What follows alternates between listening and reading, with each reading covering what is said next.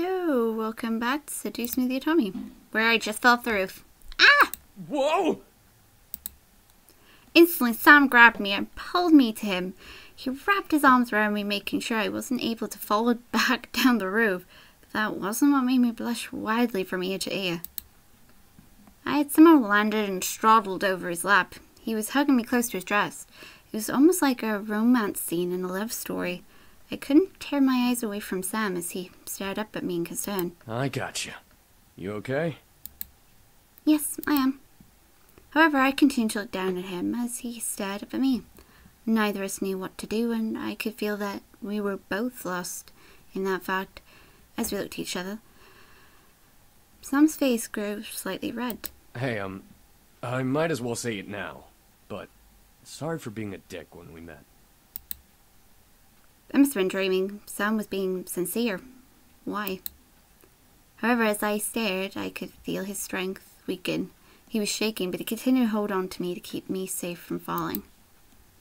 Sam, do you need energy? Sam's eyes widened before he looked away, refusing to answer, but refusing to let me go. I didn't feel any energy drain, so he wasn't trying to take advantage of the situation. That was it. He needed energy, but should I give it? I gently grabbed Sam's face and tilted his head to the angle with mine. Leaning closer to him, I brought my lips to his and kissed him deeply. I didn't know if this would help, but it was how he got energy before. I shut my eyes, waiting for the draining feeling to reappear in my body. Sam didn't move, nor did I feel the energy drain from him. I opened my eyes and saw Sam staring wide-eyed at me, but unmoving. He was unsure of what to do, and I had silenced him with confusion. I don't know why, but I felt both irritated and accomplished at the question, and at the look he was giving me. Where was his flirting? Where was his cocky smirk? From what I remembered, he took advantage of me when we met, yet now he was somehow intimidated by me? I pulled away and spoke. I want to give you some of my energy. Used a lot of it, and I'm sure that the energy you took from me was only used for healing. Let me help you. I don't... Sam, if you don't want my energy, just tell me, but I'm offering it to you if you do.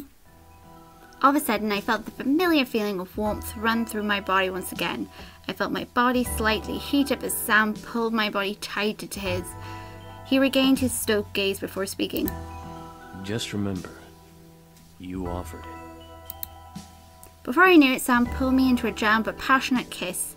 Heat erupted through my body as he kissed slowly and almost timidly got deeper.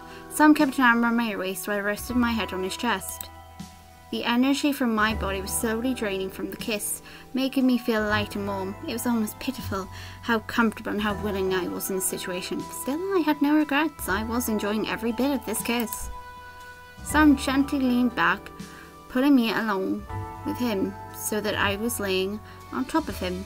I felt odd, yet comfortable, being the one in control. Sam wasn't as forceful as he was when we first met, and it felt almost magical. It was how I imagined the first kiss would be like, except with energy draining. Soon though, the energy stopped and Sam gently pushed my face away to end the kiss. I stared down at him as we both panted for air. I'd never kissed like that before, and I was so lost in the moment that I forgot how to breathe. Sam moved a strand of hair from my face to behind my ears. I still full of desire. The look in Sam's eyes, though, I almost couldn't find the strength to pull away. I could feel the hold of his mind-altering spell fade away, but I still felt hot. Something told me that I wanted more, but at the same time, I wasn't sure if I truly did want to give any more. Keep going. I opened the opportunity, and I was enjoying it as much as he was. I wanted more, and I was going to let him keep going. I wanted to keep going. I leaned down and kissed him again. Sam gasped against my lips, but continued to kiss back. I could feel him pull on the tail of my bow, releasing it, and following his hand off from around my neck, he moved the ribbon to his pocket before gently unbuttoning the 2 top buttons of my blouse. The desire in my body drove me insane, forcing a moan to escape my lips as he ran kisses from my lips down my exposed neck. As we began to ravage my neck and shoulder in hot kisses, I leaned my head back and let a pleasurable sigh escape my lips. Sam was ruthless in his passionate kisses on my skin. Sam didn't stop touching and kissing me, making more moans and gasps rush out of my mouth into the open air. He may have been full, but he was hot as I was. I couldn't even comprehend how much time we spent making out. I was so lost in pleasure that I didn't care. Call it sinful, but I didn't care. I loved it. His touch, his kisses, his heat. I desired it beyond anything at that moment, even as he lowered his kisses down my chest just above my bra. My heart was beating wildly in my chest. Something about Sam intrigued me immensely, but something made my heart quicken for him. It couldn't have been love, but it was too passionate to be lust. Was it? However, I began to feel dizzy, seeing the sky start to spin almost wildly as I gripped Sam's shoulders, trying to signal him to stop, but my mind faded black before I could let out another sound. I felt good. I didn't care that I blacked out. It felt warm and fuzzy in the darkness. I never knew indulging in that kind of passion would be that good. Now just wait to awaken, hopefully in a good way.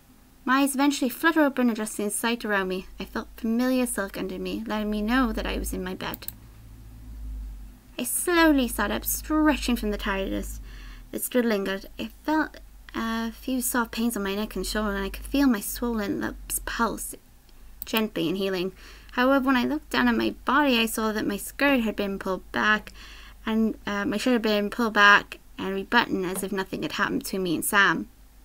I was just missing my ribbon. Before I turned to get out of bed, though, I spotted my ribbon on the pillow beside the one I slept on. It was tied in a nice bow with a small note attached to it. I gently slipped the note from the tie and opened it to read it. Sorry, I went a little too far. It's okay.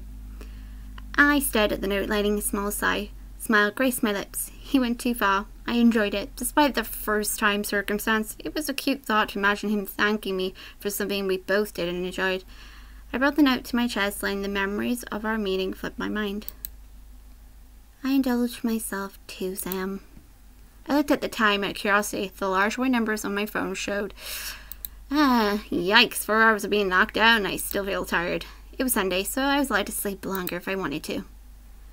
The remainder of the night passed surprisingly uneventful. The boys continued to train with each other, but were kind enough to stop and make me dinner. I was glad for that, and surprisingly the food was perfect, and it felt a little empty without the boys to eat with me. They most likely had already eaten, but still I felt lonely. I couldn't let it bother me. I ate and went back to my room and to study and sleep. Surprisingly, I felt good going to bed that night. I felt like I could have a peaceful sleep after the previous rough nights I had. I felt good. I drifted to sleep and woke up almost flawlessly the next morning. No grogginess, no aches, perfectly energized and bright-eyed. Man, how long has it been since I got that much good sleep? I looked at my alarm clock. I woke up 10 minutes before my alarm. Oh, hey, I must be having a lucky day. Karma owed me some luck. After all I'd gone through in merely a handful of days, I deserved to get some luck back. Ecstatic for the days ahead, I turned off my alarm before they could ring and got dressed. However, my phone started to quickly buzz for an incoming text. Who's texting me this early? Yo, Anderson! You're carpooling with us from now on. We're not letting you waste your money on a bus. Get ready and be at your gate at 7 stat. I smiled. My friends were the best. I couldn't drive yet, and I didn't have a car, so it was awesome that my friends would let me carpool. I checked at the time. 6:30. Perfect. I can get some breakfast before they come. I packed my bags and carried it downstairs towards the kitchen. As I entered the dining room, I saw a plate with eggs, toast, and bacon sitting on the table. A fresh steaming cup of coffee sat next to the plate with the sugar and cream on the side. I walked to the table and couldn't believe what I was seeing. Who made this? As I spoke aloud, a small red note caught my attention. Have a good day, yours. My heart skipped a beat as I finished. I could tell it was from one of the boys. Maybe it was from him. I smiled before putting the note in my bag and eating up. The food was so delicious. I devoured every amazing bite. I looked at the time again. Time to go. I quickly rushed to the drawer, checking myself in the passing mirror. I wasn't wanting to impress anyone, but I still needed to look decent. Before I could reach the handle of the door, however, somebody took my hand. Huh? I turned to see Sam. He was holding my hand back with a stern look on his face. My name. Your name? My true name isn't Sam. I want you to know my real name if something happens. His true name? What did he mean? Why was he telling me this now? I remembered reading about a demon's name from the journal. I read it yesterday. If you knew a demon's name, true name, you could summon them to you no matter where you were or where they were. Sam gently pulled me to him and leaned close to whisper in my ear. My name is Amaris. Amaris. As he said his name, I could feel it lock into my memory. Something in my head would make sure that I would never forget it. Sam pulled away and stared at me, despite still carrying worry in his eyes. If you're in any danger, any time, it doesn't matter when, call my name. I promise that I'll come and help you. I stared up at Sam. Unable to say anything, I could only nod in response. Sam nodded back before releasing my hand and heading into the dining room. Something told me that name would be useful eventually. And we're gonna end it there. I'll see you guys next episode. Bye!